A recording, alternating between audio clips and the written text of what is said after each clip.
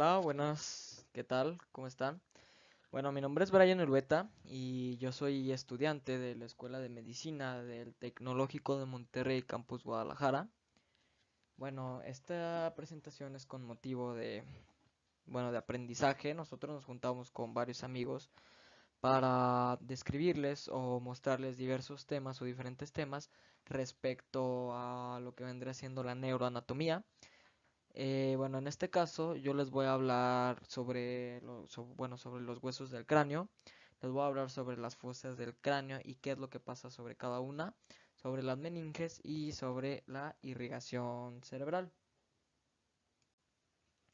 Bueno, primeramente, para tener una perspectiva más grande de qué es lo que vamos a ver en estas presentaciones, bueno, vamos a ver primeramente los huesos del cráneo. Vamos a ver los huesos que componen al neurocráneo. Bueno, vamos a ver posteriormente que el neurocráneo se va a dividir en una bóveda y una base. Vamos a describir los huesos que conforman la bóveda y la base en diferentes planos o en una vista diferente. Vamos a ver todas las fosas del cráneo junto con sus respectivos nervios y arterias que pasan por ellos. Vamos a ver de manera general la conformación de los huesos del viscerocráneo. Vamos a ver lo que vendría siendo las meninges cerebrales y cómo están divididas y sus inserciones en el cráneo. Y para finalizar vamos a ver lo que vendría siendo la irrigación cerebral, todo lo referente al polígono de Willis y a las estructuras que irriga cada parte de las arterias cerebrales. Y bueno, estos van a ser los objetivos y bueno, vamos a proseguir para poder cumplir cada uno de ellos. Bueno, vamos a revisar de una manera general lo que vendría siendo el cráneo. Bueno, para esto, para ver las estructuras del cráneo, primeramente pues vamos a tener que imaginarnos una línea que pase por este punto exactamente, donde nos lo va a dividir en una parte más posterior, que es el neurocráneo, y una parte más, bueno, rostral, que es el viscerocráneo, que es la que conforma todos los huesos de la cara. Y bueno, primeramente vamos a tener que el neurocráneo va a ser la caja ósea del encéfalo. Este neurocráneo va a estar formado por 8 huesos, 8 huesos, donde van a ser 4 impares y 2 pares, en los cuales en los impares vamos a tener el hueso frontal, un hueso etmoides. Ahorita vamos a ver la localización de cada uno de ellos. Esto es solo una mera introducción. Vamos a tener el hueso esfenoides, y vamos a tener por último de los impares al occipital. Y bueno, de los dos huesos pares, pues vamos a tener los huesos parietales y al par de huesos temporales. Estos van a ser los que conformen o los que bueno, sí, los que conformen al neurocráneo. Ahorita vamos a ver sus respectivas divisiones, que bueno, va a ser en una bóveda. También el neurocráneo pues se va a dividir en una bóveda, que es la parte superior que, que recubre al encéfalo. Y vamos a tener una base, que bueno, es la base es donde descansa el encéfalo y donde vamos a poder observar posteriormente todas las fosas craneales. Y bueno, el viscerocráneo va a comprender todos los huesos de la cara, que bueno, estos principalmente se desarrollan del mesénquima de los arcos faringeos embrionarios, a diferencia de los huesos de la bóveda, o los huesos, sí, bueno, los de la bóveda, que estos se originan principalmente de la cresta neural. Posteriormente, pues vamos a ver un poquito más a detalle todos los huesos que conforman el viscerocráneo. Ahorita es solo una mera introducción para que se den una idea de, de cómo son estas divisiones. Bueno, como ya me he mencionado anteriormente, el neurocráneo lo vamos a poder dividir en una bóveda y en una base. Inicialmente, hablando acerca de la bóveda, bueno, vamos a poder decir que la bóveda no es un hueso único, sino que va a ser el domo de la parte superior del cráneo, que va a estar integrada por varios huesos, como por ejemplo aquí podemos observar al hueso frontal, que es parte de la bóveda. Todos los que voy a señalar son parte de la bóveda. El hueso frontal, el hueso, los parietales, los dos, uno, dos, el hueso occipital y bueno, el hueso temporal, que es este. No lo señalo tanto, lo estoy punteando debido a que ahorita lo vamos a describir con poquito mayor detalle y bueno, un poco más acerca de su estructura. Bueno, para poder describir de manera correcta los huesos de la bóveda, primero hay que describir o hay que hablar un poquito acerca de las suturas. Las suturas, que bueno, estas son articulaciones fibrosas a las que nosotros les denominamos sinartrosis, son estas a las que nosotros bueno, son estas a las que podemos ver por aquí. Bueno, estas suturas son articulaciones fibrosas inmóviles que unen entre sí a los huesos del cráneo. Vamos a tener diferentes tipos de suturas, como las dentadas, las suturas escamosas y las suturas planas. Pero no nos vamos a meter mucho a eso, sino que, bueno, ahorita posteriormente vamos a describir, bueno, todas las suturas que hay, bueno, en la bóveda craneal. Y bueno, esto es muy importante porque las suturas nos van a poder dar una referencia de estructuras anatómicas dentro del cráneo. Ahorita les voy a dar un pequeño ejemplo, pero, pero bueno, es importante conocer y bueno, posteriormente ahorita les voy a describir las suturas. Primeramente vamos a tener una sutura, que es la que va a unir al hueso frontal, que es el que tenemos aquí, con los huesos parietales. Esta sutura se va a llamar la sutura coronal, que es esta la que tenemos aquí. Esta sutura coronal pues también hace referencia a los cortes coronales. Cuando nosotros hablamos de un corte coronal es porque se hace en sentido a esa sutura.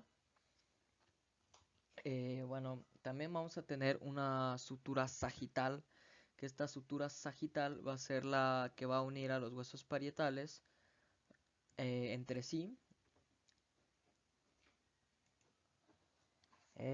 Bueno, también vamos a tener una sutura lamboidea o parieto occipital, que es esta que podemos observar por aquí.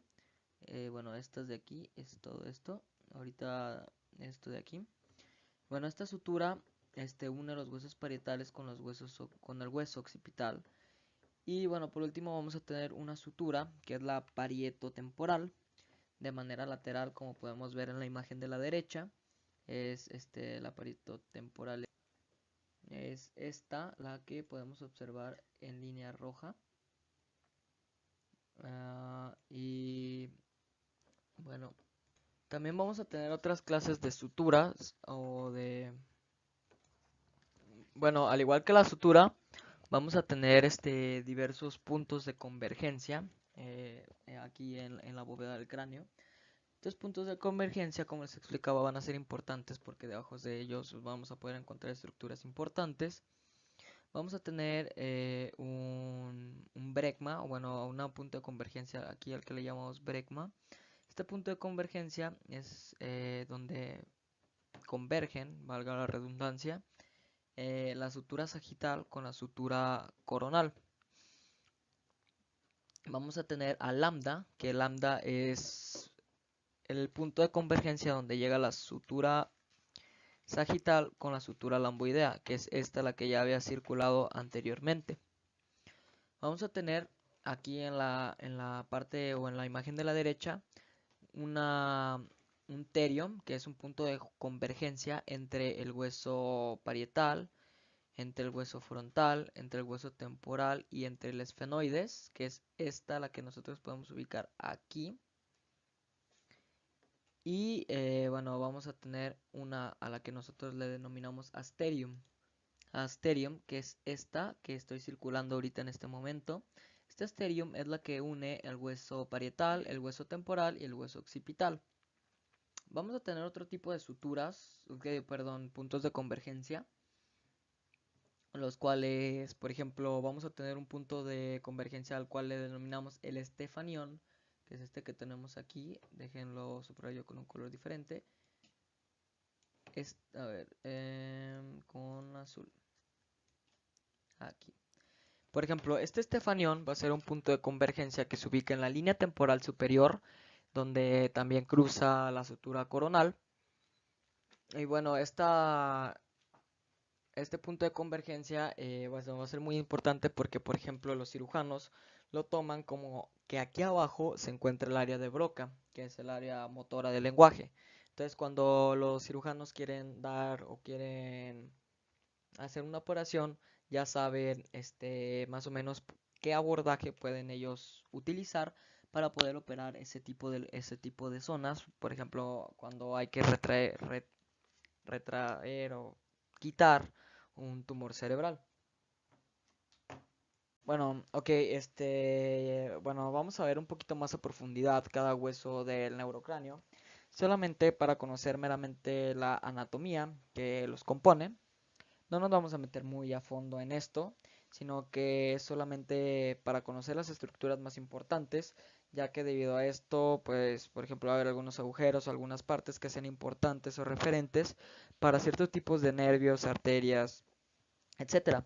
Vamos a tener al hueso frontal, que es este que tenemos aquí, al que estoy señalando con azul. Este hueso frontal se extiende desde la parte trasera de la frente hasta la prominencia de la sutura coronal. Bueno, es esta que tenemos aquí, es la que se une con los huesos parietales. Y bueno, esta es la parte inferior de la frente. Bueno, el hueso frontal va a tener a nivel ocular, aquí va a tener un margen supraorbitatorio.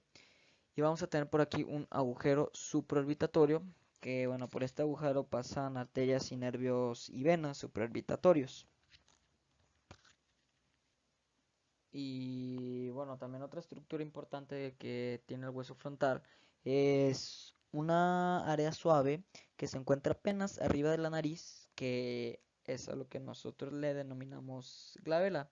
Y bueno, por aquí también vamos a tener una sutura frontonasal. Bueno, déjenla marco con otro color.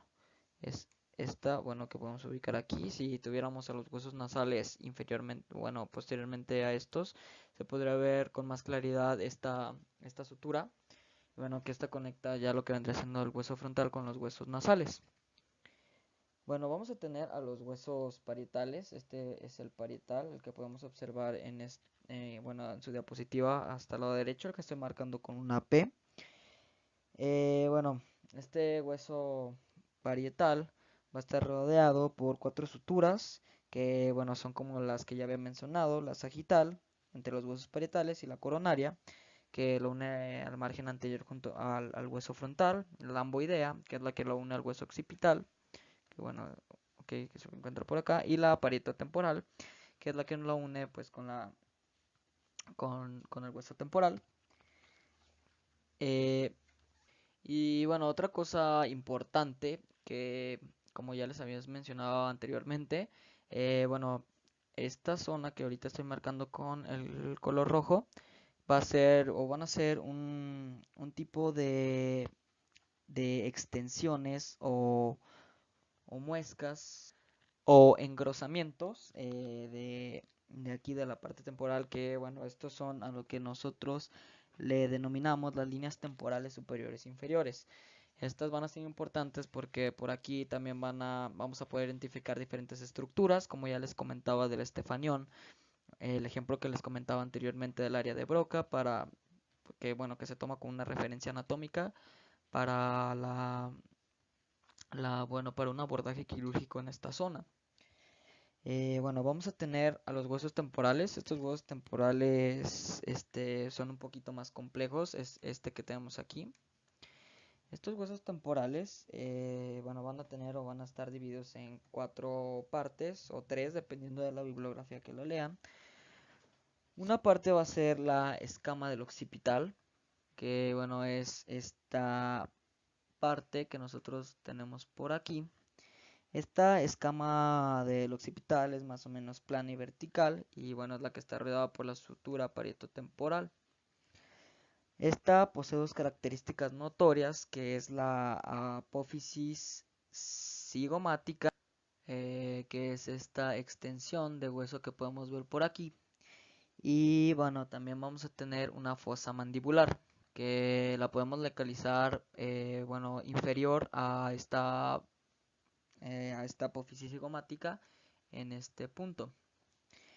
Otra parte del hueso temporal va a ser la parte timpánica, que es un pequeño, bueno, esta parte timpánica va a ser, bueno, esta parte, bueno, la voy a marcar con azul, va a ser esta parte que tenemos aquí. Esta parte timpánica va a ser un pequeño anillo de hueso que va a bordear el conducto auditivo interno, que es este que tenemos aquí. Bueno, también tiene una superficie puntiaguda que es la apófisis estiloides, es esta que tenemos por aquí. Esta apófisis estiloides va a ser muy importante para la inserción de algunos músculos que surjan, bueno, de este punto, de esta parte timpánica. Y bueno, posteriormente vamos a tener una parte mastoidea, que es la que les voy a dibujar en verde. Esta parte mastoidea es esta parte que tenemos por aquí.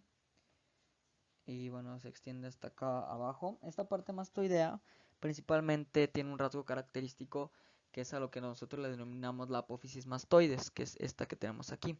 Esta apófisis mastoides pues también va a ser muy importante para la inserción o el origen de ciertos músculos, como por ejemplo el esternocleidomastoideo, y bueno, para otra serie de músculos que podamos encontrar por ahí.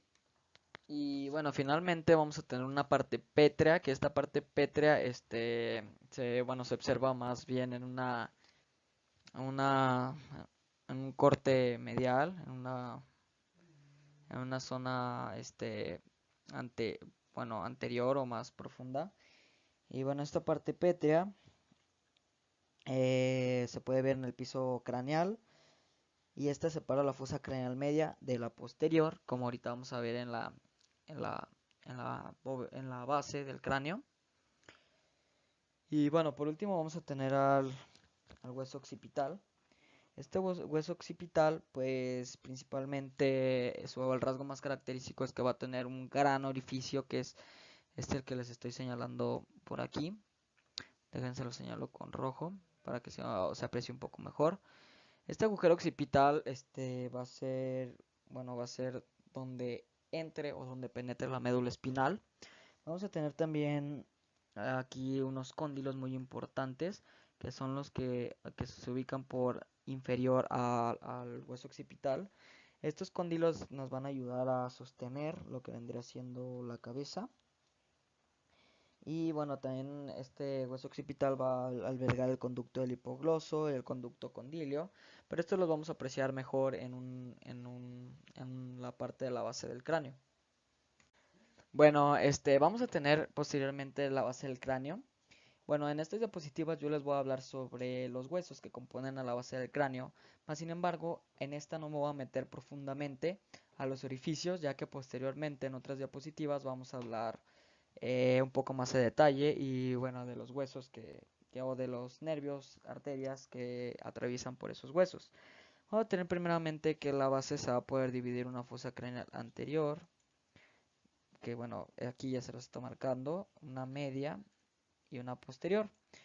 La parte anterior o la fosa craneal anterior va a estar formada por el hueso frontal de manera más anterior, por el hueso etmoides de una parte medial, y por el cuerpo y las alas menores de la esfenoides posteriormente, que bueno, son estas que tenemos por aquí. Y bueno, el cuerpo y las alas menores, que son estas que tenemos aquí. Bueno, vamos a tener que las estructuras más importantes de la parte anterior va a ser, bueno, o vamos a tener una cresta frontal, que es esta la que podemos ubicar en esta zona, que se va a continuar con la crista gali, que esta se ubica en el hueso etmoides. Y bueno, vamos a tener un foramen ciego del hueso frontal, que bueno, por lo general se oblitera más tarde, lo vamos a describir posteriormente. Vamos a tener aquí al hueso etmoides, que va a tener a la lámina cribosa y bueno, ahorita, bueno, posteriormente les voy a explicar qué es lo que pasa por cada orificio, pero ahorita con fines descriptivos solo vamos a hablar de la anatomía. Ok, cabe destacar que la crista gali en aquí, bueno, va a ser muy importante ya que va a ser una zona de inserción para la dura madre o para las meninges. Y bueno, es que es por eso que también tiene relevancia mencionarla mucho. Vamos a tener la fosa craneal media, que bueno, esta la describen como que tiene una forma de mariposa.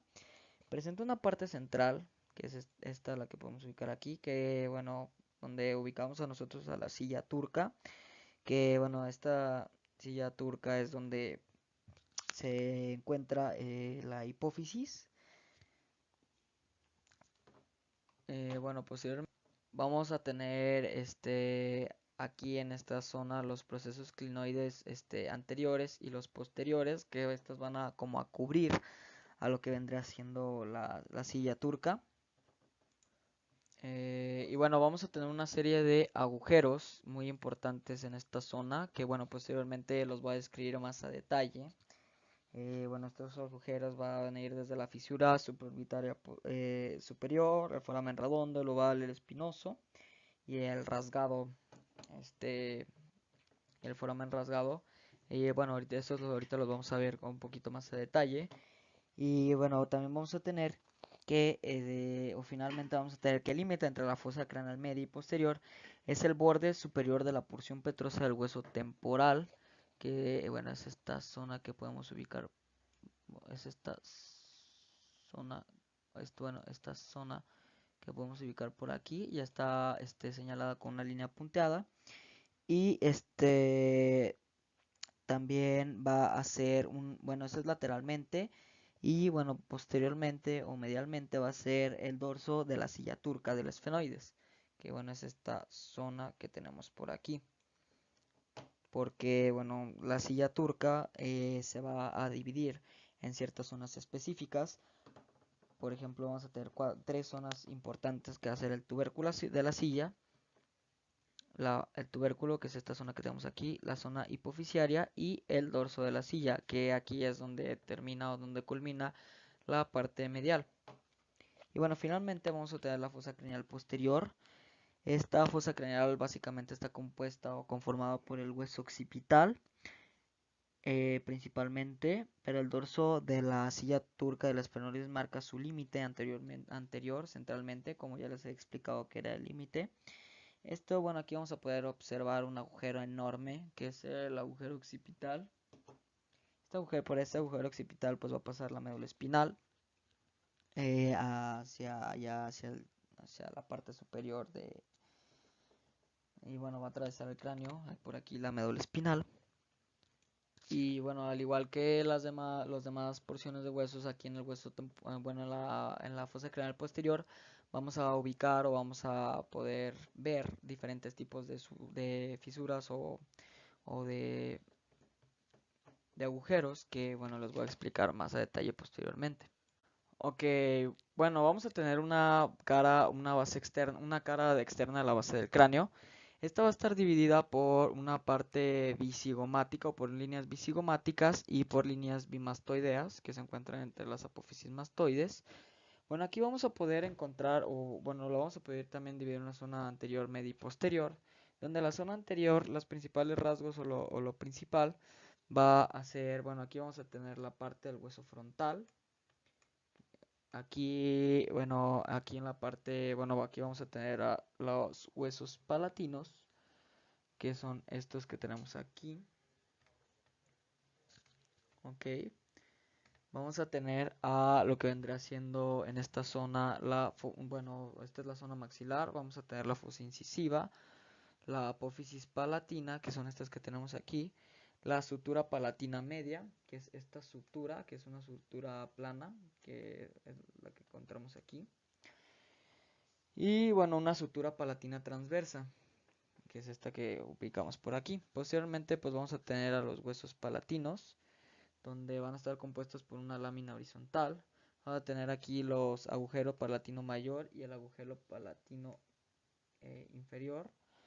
Vamos a tener bueno, en esta parte lo que vendría siendo una espina nasal posterior.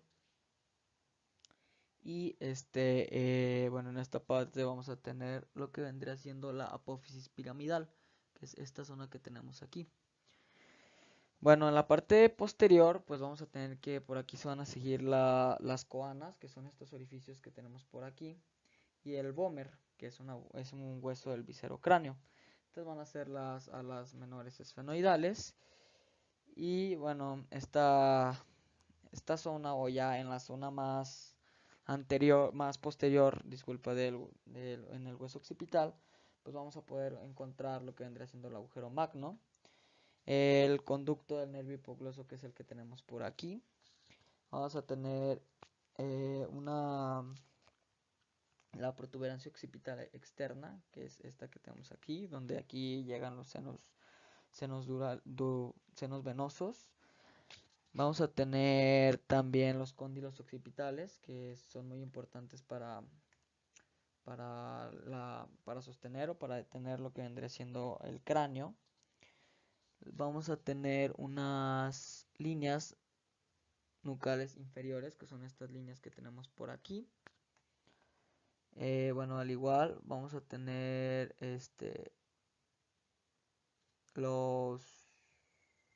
vamos a tener aquí, bueno, una parte del hueso parietal. Y bueno, aquí también vamos a poder ver o apreciar muchas partes del hueso temporal, el cual va a tener diferentes conductos que, bueno, vamos a poder describir posteriormente. Pero por ejemplo, este es el conducto carotidio. Bueno, también vamos a tener un conductillo mastoideo, que es este que podemos ubicar en esta zona por debajo del conducto carotidio. No, bueno, este es el conducto timpánico. Bueno, vamos a tener también un agujero mastoideo, que es este agujero que podemos apreciar por aquí. Vamos a tener un agujero estilomastoideo, que pues se encuentra por debajo de la apófisis estiloides del hueso temporal. Y bueno, otros distintos agujeros que bueno, vamos a describir ahorita posteriormente. Bueno, ahora sí, una vez adentrándonos ahora sí a lo que vendría siendo los agujeros craneales. Bueno, primeramente vamos a tener que en la fosa craneal anterior descrita anteriormente vamos a tener lo que vendría siendo el foramen ciego, que bueno, este foramen ciego, como ya habíamos descrito, se oblitera ya en lo que vendría siendo después del nacimiento, por lo cual no tiene una función específica. Vamos a tener aquí en esta zona a la lámina cribosa, en esta zona que podemos observar por aquí, que estoy marcando ahorita en rojo. Esta lámina cribosa va a tener pues agujeros cribosos por los cuales van a pasar las células olfatorias bueno, las células de la mucosa olfatoria, que bueno, van a ser los orígenes o el origen real del nervio olfatorio, que van a conducir impulsos para el olfato. Bueno, vamos a tener también en la parte medial, vamos a tener una fisura orbitaria superior, que es que tenemos aquí. Bueno, esta parte que tenemos aquí. Por aquí va a pasar lo que vendrá siendo por la fisura orbitaria superior, pasa lo que vendría siendo el tercer par, el cuarto y el sexto par craneal, que son los encargados de la inervación motora ocular. También por aquí va a pasar la vena oftálmica, la vena oftálmica. Y bueno, también va a pasar una raíz simpática del ganglio ciliar. Vamos a tener aquí un conducto óptico. Por este conducto óptico va a pasar el nervio óptico y la arteria oftálmica, que la arteria oftálmica va a ser una prolongación, una rama de la arteria carótida interna. Bueno, vamos a tener posteriormente un foramen redondo, que es este que podemos ubicar por aquí. Por este foramen redondo va a pasar lo que vendría siendo el nervio maxilar, que es una rama del nervio trigémino, o sea, la rama 5,2 del nervio trigémino. Más inferior vamos a tener el foramen oval, o el agujero oval, que es este que tenemos aquí. Bueno, por este foramen oval va a pasar la rama o la B3 o 5,3 del nervio trigémino, que es la rama mandibular. Vamos a tener que también va a pasar una arteria, que es la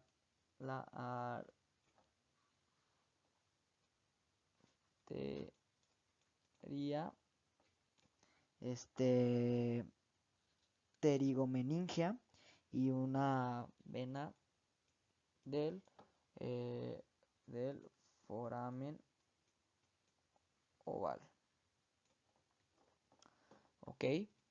Bueno, y bueno, posteriormente vamos a tener al agujero espinoso, que bueno, por el agujero espinoso va, que es este que tenemos aquí, va a pasar una rama meningia del nervio mandibular, bueno, pero principalmente por el agujero espinoso, la arteria meningia media, que esta arteria es muy importante debido a que pues, es la responsable este, de los bueno, de los hematomas epidurales. Y bueno, esta arteria pues principalmente, o es lo principal que pasa por este agujero. Bueno, también vamos a tener un foramen lacerum o foramen rasgado, que es este que tenemos por aquí, o es el que ubicamos por aquí. Vamos a tener bueno, aquí el foramen lacerum o el rasgado, que es otro nombre. Por aquí va a pasar un ramo bueno, van a pasar los nervios petroso mayor y profundo. Y bueno, también vamos a tener por aquí, por esta zona va a estar el conducto carotidio, que bueno, por el conducto carotidio va a pasar la arteria carótida interna, que bueno, posteriormente y ahorita les voy a hablar un poquito más acerca de esta arteria para la irrigación cerebral. Y bueno, finalmente en la parte posterior vamos a tener el conducto auditivo interno, que por el conducto auditivo interno va a pasar el nervio, es este que tenemos aquí. Por este conducto va a pasar el nervio, el séptimo, que es el facial, y el octavo. Bueno, y finalmente vamos a tener un agujero yugular, o también este agujero se va a llamar el rasgado posterior. Por este agujero va a atravesar lo que vendrá siendo el noveno, el décimo y el onceavo par craneal. Bueno, el noveno, bueno, es este agujero, el noveno, el décimo y el onceavo par craneal, al igual que va a pasar la vena yugular interna, también por este agujero. Y bueno, finalmente vamos a tener un canal del conducto del hipogloso, que bueno, por este va a pasar el nervio hipogloso, que es este que tenemos aquí. Y bueno, como ya habíamos hablado anteriormente, pues el agujero del foramen magno, que principalmente por aquí va a pasar bueno, va a pasar la médula espinal y las arterias vertebrales. Bueno, también hay que hablar un poquito acerca del viscerocráneo. Bueno, el viscerocráneo va a constar de 15 huesos irregulares. Va a constar de 3 huesos impares centrados o situados en la línea media, que van a ser la mandíbula. Entonces, estos son los huesos impares, la mandíbula, el vómer y el etmoides, que bueno, el vómer es el que podemos ubicar en esta zona, y el etmoides pues lo podemos ubicar en una zona profunda, que les estoy mostrando por aquí. Bueno, también vamos a tener 6 huesos pares bilaterales, que van a ser los maxilares, que son estos que tenemos aquí. Vamos a tener los cornetes, que los cornetes se encuentran dentro de las cavidades nasales. Vamos a tener los cigomáticos, que son estos huesos que tenemos aquí. Vamos a tener los palatinos, que estos se ubican por dentro de los maxilares y son los huesos que van a formar el paladar o parte del paladar duro. Los nasales, que son estos huesos que tenemos aquí. Y los lagrimales o los unquis, que son huesos que se ubican en la fosa ocular. Los maxilares forman la mayor parte del esqueleto facial superior y la mandíbula forma lo que vendrá siendo el esqueleto facial inferior. Esta mandíbula es móvil al articularse con el hueso temporal. Aquí podemos ver para formar la articulación temporomandibular, que es lo que nos permite todos los movimientos también para realizar lo que vendría siendo la masticación. A los huesos biscercales no nos vamos a profundizar, ya que pues no es clase de anatomía, pero no van a competir para el curso. Pero sí es importante conocerlos y saberlos, ya que son estructuras importantes y por algunos se pueden utilizar para abordajes quirúrgicos, algunos huesos como para todo esto lo que vendría siendo abordajes quirúrgicos. Y bueno, esto sería de manera general lo que vendría siendo el viscerocráneo. Bueno, ya pasando a lo que vendrán siendo las meninges, como ya hemos estudiado, muchos ya sabrán, las meninges se van a poder dividir en 3, la cual es la dura madre, en esta imagen se puede apreciar mejor, dura madre, la aracnoides y la pía madre. Bueno, a la dura madre la vamos a poder dividir en 2 capas, que es una capa endóstica y una capa meningia. Esta capa endóstica no es nada más que el peróxeo que recubre la superficie interna de los huesos del cráneo. Y la capa meningia es la dura madre propiamente dicha. Es una membrana fibrosa y fuerte que recubre todo el cerebro y se continúa a través del agujero magno con la dura madre de la médula espinal. Bueno, si podemos apreciar la imagen de la derecha, la parte de la dura madre o del parietal es esta, y de la dura madre visceral o de la dura madre meningia es esta que podemos ver en la parte de abajo. Es muy importante conocer y saber que la capa meningia se va a prolongar con 4 tabiques hacia el interior que dividen a la cavidad central. Entonces hay que recordar la dura madre, la dura, vamos a tener una capa meningia CM, y esta capa meningia se va a dividir en 4 tabiques. Estos 4 tabiques son lo que vendría siendo el os del cerebro, el os del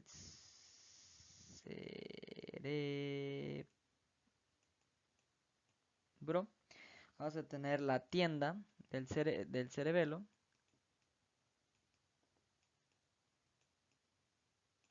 Vamos a tener también el os del cerebelo.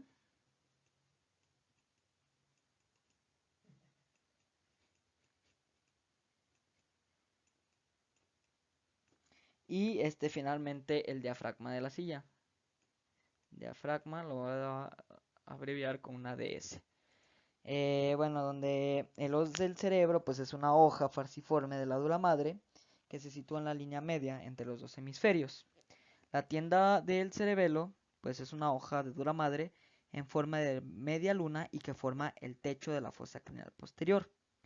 El os del cerebelo es una pequeña hoja de dura madre que está fijada a la cresta occipital interna, y el diafragma de la silla es un pliegue circular de la dura madre que forma el techo de la silla turca. Esto es muy importante conocerlo y saber todas las partes de la meninge, o de la dura madre en este caso. Cabe mencionar que, bueno, que las meninges, bueno, en este caso la dura madre va a estar irrigada por muchas arterias procedentes de la carótida interna, maxilar, faríngea, pero en este caso nos compete más la arteria meningea media, como ya les expliqué hace rato, debido a que es la que más se ve afectada por los traumatismos craneoencefálicos, donde se puede ver muy claramente en lo que vendría siendo los hematomas epidurales. Posteriormente o inferior a la dura madre vamos a tener al aracnoides, que el aracnoides es una membrana, bueno, el aracnoides es esta que tenemos aquí, esta capa que tenemos aquí. Este aracnoides, bueno, es esto, ahorita les voy a explicar sus componentes. Este aracnoides es una membrana delicada e impermeable que, bueno, esta recubre el cerebro y se sitúa entre la pía y entre la dura madre. Bueno, esta está separada de la dura madre por un espacio subdural, que por lo general aquí en el espacio subdural es donde ocurren los hematomas subdurales debido a la ruptura de las venas superiores que drenan en el seno sagital superior. Y bueno, por debajo de esta vamos a tener que está separada de la pía madre por un espacio a lo que nosotros le denominamos el espacio subaracnoideo, que bueno, este espacio es por donde corre el líquido cefalorraquídeo y también por donde está o donde se absorbe. Por este espacio subaracnoideo, bueno, también la importancia clínica tiene bueno, que aquí se presenta en lo que vendría siendo la hemorragia subaracnoidea. Esta hemorragia subaracnoidea por lo general es por una ruptura de un aneurisma en el polígono de Willis o es más general por rupturas ante aneurismas. Y bueno, finalmente vamos a tener a la pía madre, que la pía madre pues es la membrana más interna. Es esta, bueno, déjenla señalo con otro color para que se pueda ver o distinguir. Esta membranita muy delgada que tenemos aquí, a ver si la puedo seguir bien y ustedes me están siguiendo. Esta es la pía madre. La pía madre es una membrana vascular que está recubierta pues, de células mesoteliales, o sea, epitelio simple. Y bueno, esta recubre o es la capa más interna y más pegada a lo que vendría siendo el encéfalo. La pía madre forma la tela coloidea del techo del tercer y cuarto ventrículos y se funde esta con el epéndimo para formar los plexos coroideos, que estos plexos coroideos son los que forman o los que hacen el líquido cefalorraquídeo. Entonces, bueno, de manera general, estas son las tres o los tres tipos de meninges que nosotros tenemos. Hay que tomar mucha importancia a las consideraciones clínicas, ya que es muy importante, también a las irrigaciones y a las estructuras más importantes de ellas. Bueno, ya para culminar, vamos a hablar acerca de la irrigación del encéfalo. Bueno, esta irrigación va a estar mediada por las arterias carótidas internas, que son estas que tenemos aquí, déjalas marco en color rojo, y por las arterias vertebrales, que estas van a ser ramas de la subclavia y estas van a ser ramas de las arterias carótidas comunes. Empezando por la irrigación posterior, vamos a tener que las arterias vertebrales pues van a ser ramas de las subclavias. Estas nos van a dar primeramente unas ramificaciones, las que iguales van a formar las arterias espinal posterior, que son las que tenemos aquí. Bueno, es una que tenemos posteriormente y una anterior. La arteria espinal posterior, bueno, esta puede proceder de esta o de la arteria sebulosa posterior inferior, que es pica. Desciende en la superficie posterior de la médula y, bueno, cerca de las raíces posteriores de los nervios raquídeos. Y la arteria espinal anterior está formada a partir de una rama procedente de cada arteria vertebral. Es esta que tenemos nosotros por aquí. Y bueno, esta arteria desciende por la superficie anterior de la médula y oblongada y de la médula espinal, justo en la fisura mediana anterior. También vamos a tener una prolongación de las arterias vertebrales que va a ser pica o la arteria cerebelosa inferior, que es la rama más grande de la arteria vertebral. Bueno, esta sigue un curso de la médula al cerebelo, irriga la superficie inferior del vermis. Bueno, esta irriga el vermis, los núcleos centrales del cerebelo, núcleos centrales y la superficie interior del hemisferio cerebeloso.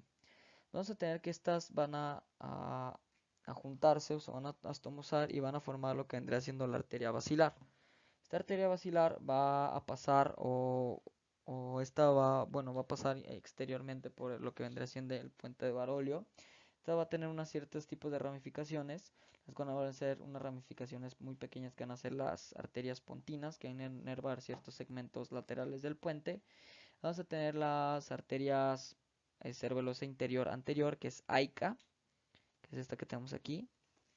Y bueno, esta AICA tiene un trayecto hacia atrás y lateralmente, irriga las partes anterior e inferior del cerebelo. Vamos a tener a SUCA, que se origina desde la terminación de la arteria basilar, que es esta que tenemos aquí. Y bueno, esta SUCA lo que hace es que tiene un trayecto alrededor del pedúnculo cerebral e irriga la superficie superior del cerebelo. Entonces las arterias cerebelosas pues va a ser PICA, AICA y SUCA de manera inferior a superior. También vamos a tener una arteria laberíntica, que es esta que tenemos aquí, que bueno, esta penetra a la sustancia del puente, esta arteria laberíntica. Bueno, esta arteria basilar al final nos va a dar dos prolongaciones muy largas que van a ser las arterias cerebrales posteriores. Estas se van a curvar lateralmente y hacia atrás alrededor del mesencéfalo y se unen como una, bueno, estas se van a unir con una rama comunicante posterior que, bueno, estas las van a unir a la arteria cerebral. Bueno, vamos a tener que esta cerebral posterior se va a dividir en ramas, bueno, posteriormente por acá vamos a tener ramas corticales y ramas centrales, donde las ramas corticales van a ser las encargadas de inervar, de irrigar la superficie inferolateral y medial del lóbulo temporal, y las ramas centrales van a perforar el parénquima cerebral y irrigan partes del tálamo y del núcleo lenticular, o sea, de los ganglios de la base. Al igual que vamos a tener una rama coroidea que penetra el asta inferior del ventrículo lateral e irriga lo que vendría siendo los plexos coroideos. Estas van a ser las ramas que salgan de la cerebral posterior, por eso va a ser muy importante. Bueno, vamos a tener en las comunicantes y posteriormente vamos a tener las cerebrales medias. Estas arterias cerebrales medias van a ser las ramas más grandes de la arteria carótida interna, que es esta que tenemos aquí. Esta va a ser una rama también al igual que la arteria oftálmica, la arteria cerebral anterior. La arteria cerebral media, al igual va a tener ramas corticales y centrales que van a irrigar la superficie lateral del hemisferio. Bueno, la superficie lateral del hemisferio van a irrigar por lo general toda esta zona, a excepción de la zona superior que va a estar irrigada por la que esta va a estar irrigada por la anterior y bueno, a excepción también de la parte occipital que va a estar irrigada por la cerebelosa posterior. Bueno, también vamos a tener posteriormente a esta, vamos a tener las arterias, bueno, las arterias anteriores o cerebrales anteriores que van a estar unidas por una comunicante anterior y van a ser igual ramas de la arteria carótida interna. Estas anteriores van a ser una rama terminal más pequeña, tienen un trayecto hacia adelante y medialmente superior al nervio óptico. Estas son estas que tenemos aquí. Estas, bueno, van a tener ramas corticales que irrigan toda la superficie medial de la corteza, o sea, irrigan la mayor parte de esta zona que estoy dibujando ahorita mismo en este color. Y bueno, al igual que van a tener unas ramas centrales que atraviesan la sustancia y pueden irrigar los núcleos denticulares y el caudado y la cápsula interna, que es esto que tenemos aquí.